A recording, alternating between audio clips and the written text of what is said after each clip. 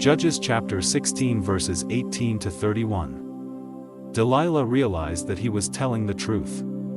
So she sent someone to tell the Philistine rulers, "Come to my house one more time. Samson has finally told me the truth." The Philistine rulers went to Delilah's house, and they brought along the silver they had promised her. Delilah had lulled Samson to sleep with his head resting in her lap. She signaled to one of the Philistine men as she began cutting off Samson's 7 braids. And by the time she was finished, Samson's strength was gone. Delilah tied him up and shouted, "Samson, the Philistines are attacking." Samson woke up and thought, "I'll break loose and escape, just as I always do." He did not realize that the Lord had stopped helping him. The Philistines grabbed Samson and poked out his eyes. They took him to the prison in Gaza and chained him up. Then they put him to work, turning a millstone to grind grain. But they didn't cut his hair anymore, so it started growing back. The Philistine rulers threw a big party and sacrificed a lot of animals to their god Dagon.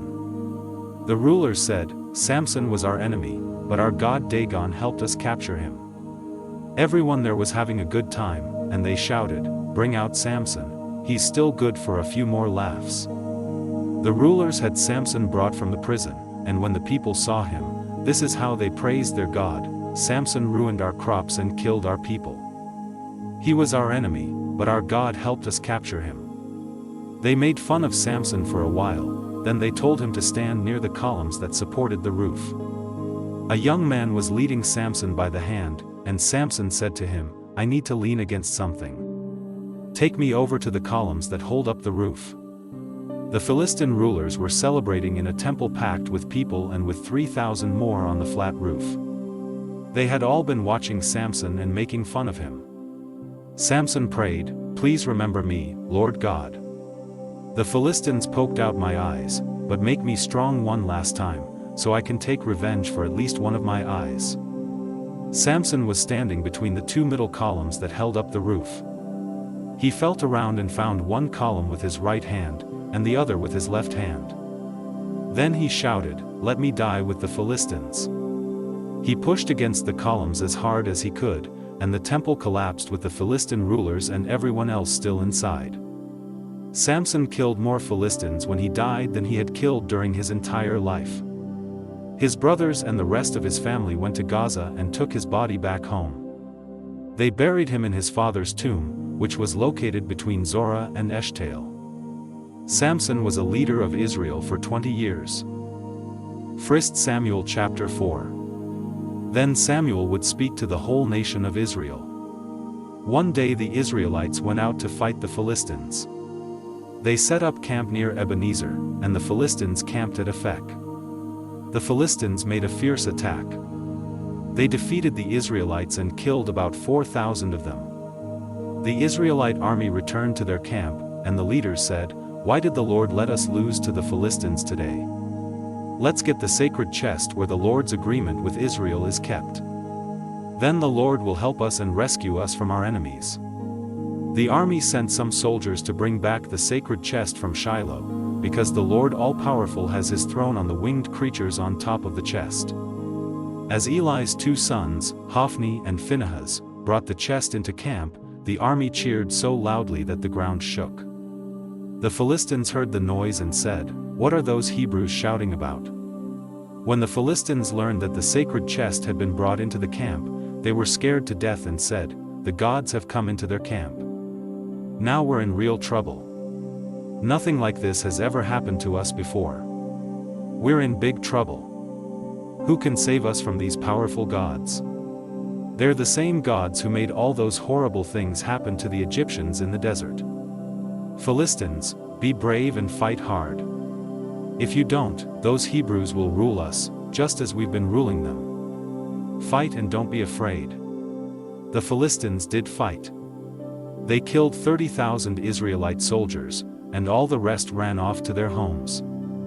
Hophni and Phinehas were killed, and the sacred chest was captured. That same day a soldier from the tribe of Benjamin ran from the battlefront to Shiloh.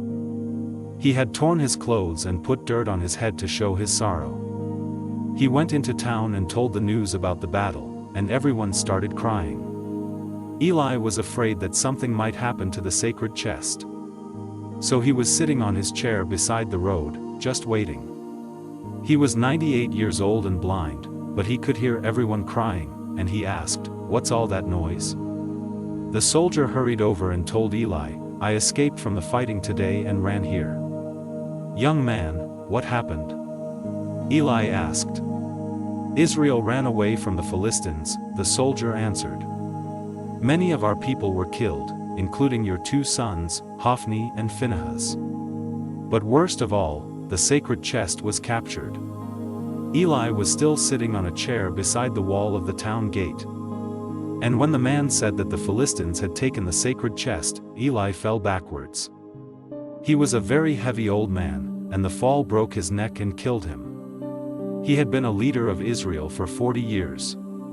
The wife of Phinehas was about to give birth. And soon after she heard that the sacred chest had been captured and that her husband and his father had died, her baby came. The birth was very hard, and she was dying. But the women taking care of her said, "Don't be afraid, it's a boy." She didn't pay any attention to them. Instead, she kept thinking about losing her husband and her father-in-law. So she said, "My son will be named Ichabod, because the glory of Israel left our country when the sacred chest was captured." 1 Samuel chapter 5. The Philistines took the sacred chest from near Ebenezer to the town of Ashdod. They brought it into the temple of their god Dagon and put it next to the statue of Dagon, which they worshipped. When the people of Ashdod got up early the next morning, they found the statue lying face down on the floor in front of the sacred chest. They put the statue back where it belonged. But early the next morning, it had fallen over again and was lying face down on the floor in front of the chest. The body of the statue was still in one piece, but its head and both hands had broken off and were lying on the stone floor in the doorway. This is why the priests and everyone else step over that part of the doorway when they enter the temple of Dagon in Ashdod. The Lord caused a lot of trouble for the people of Ashdod and their neighbors. He made sores break out all over their bodies, and everyone was in a panic. Finally, they said, "The God of Israel did this. He is the one who caused all this trouble for us and our god Dagon. We've got to get rid of this chest."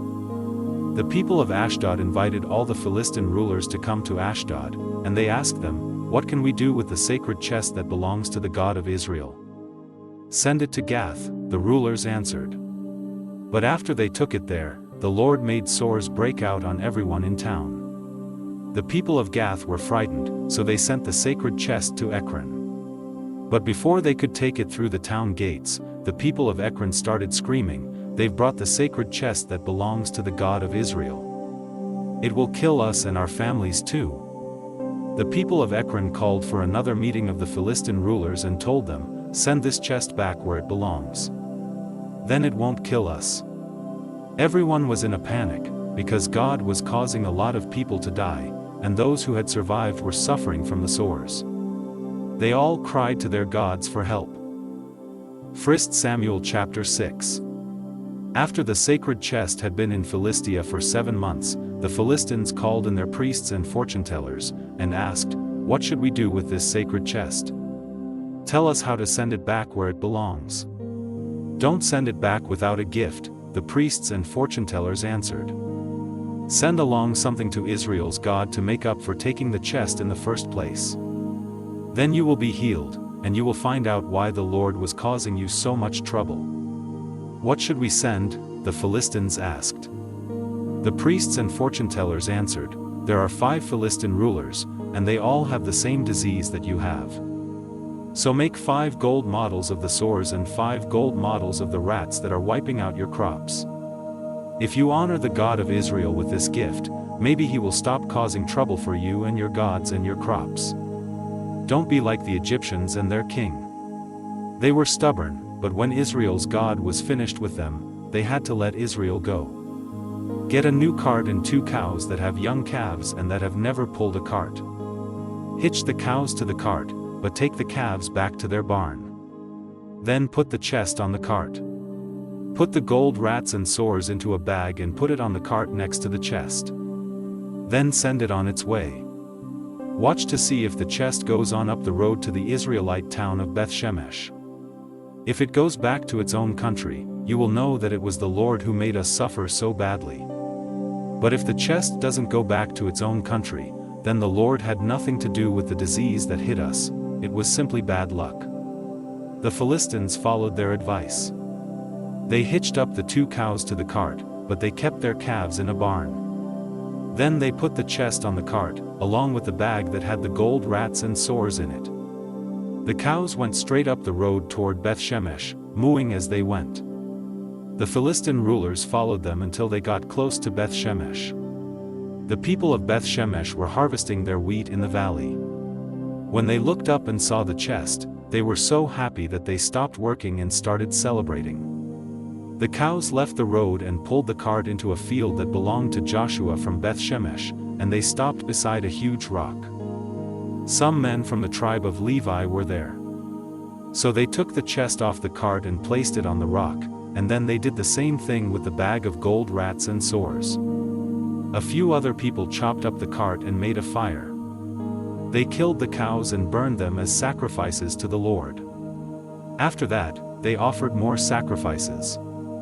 When the 5 rulers of the Philistines saw what had happened, they went back to Ekron that same day. That is how the Philistines sent gifts to the Lord to make up for taking the sacred chest. They sent 5 gold sores, 1 each for their towns of Ashdod, Gaza, Ashkelon, Gath, and Ekron. They also sent 1 gold rat for each walled town and for every village that the 5 Philistine rulers controlled. The huge stone where the Levites set the chest is still there in Joshua's field as a reminder of what happened. Some of the men of Beth-Shemesh looked inside the sacred chest, and the Lord God killed 70 of them. This made the people of Beth-Shemesh very sad, and they started saying, "No other God is like the Lord. Who can go near him and stay alive? We'll have to send the chest away from here. But where can we send it?" They sent messengers to tell the people of Kiriath-Jearim, "The Philistines have sent back the sacred chest. Why don't you take it and keep it there with you?" 1 Samuel chapter 7 verses 1 to 2. The people of Kiriath-Jearim got the chest and took it to Abinadab's house, which was on a hill in their town. They chose his son Eleazar to take care of it, and it stayed there for 20 years. During this time everyone in Israel was very sad and begged the Lord for help.